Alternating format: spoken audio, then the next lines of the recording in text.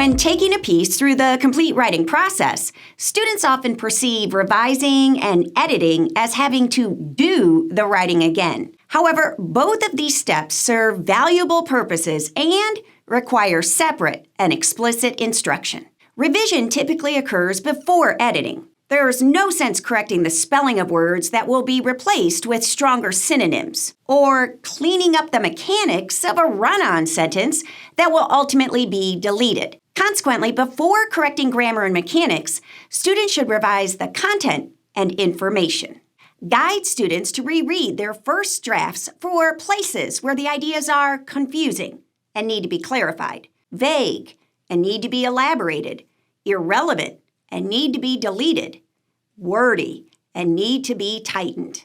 To address these weaknesses, students will also need ways to make room for this additional content. Obviously, if the first draft was composed digitally, this isn't difficult. But when the first draft was handwritten, provide strategies for them to add, change, and cut content without wasting time recopying.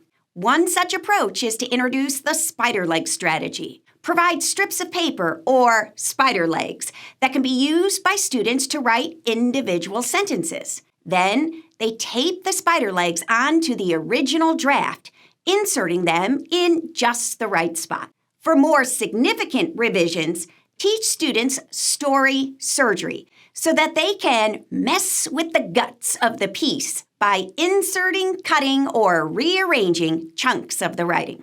To conduct the surgery, a student identifies a place to add several sentences, like a paragraph or more. At that place, he cuts his writing, taping a half sheet of paper in between the two parts of the original draft. Now, he's inserted a new organ where he'll write the additional information.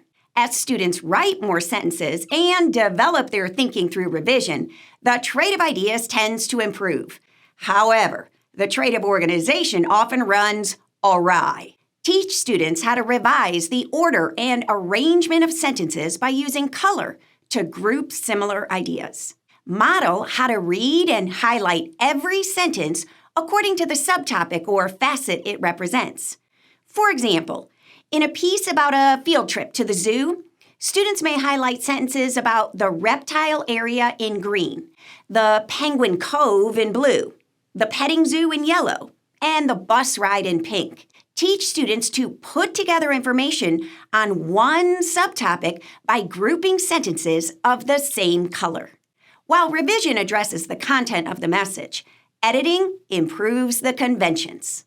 At this stage, the student turns his attention to fixing grammar, addressing mechanics, and correcting spelling. Explain that when editing, their role shifts from writer to reader. Considering that when they wrote the draft, the piece was on their desks, tell them that when editing, they're reading it like the audience would. Therefore, they should lift the paper to edit.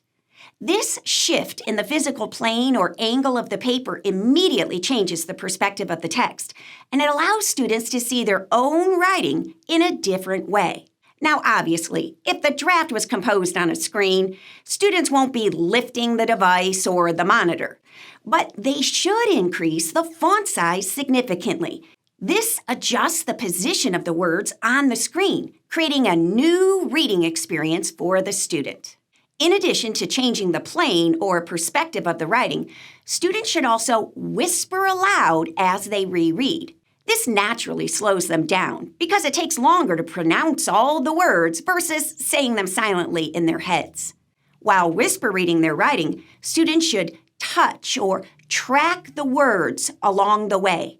This is one way to confirm that what a writer thinks he wrote actually made it on the paper.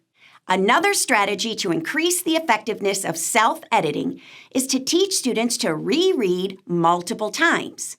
Each time, they'll check for a different convention. Adding several sets of plastic glasses with the frames popped out adds a level of fun to this potentially monotonous task. Pair a convention skill with each set of glasses. This implies that students are editing through a different lens each time. Understanding the difference between revising and editing is a common struggle point. Kids and teachers often combine them as a single act. Today, we're going to revise and edit. Rather, separate these two steps of the writing process, providing tangible strategies to execute each individually and purposefully.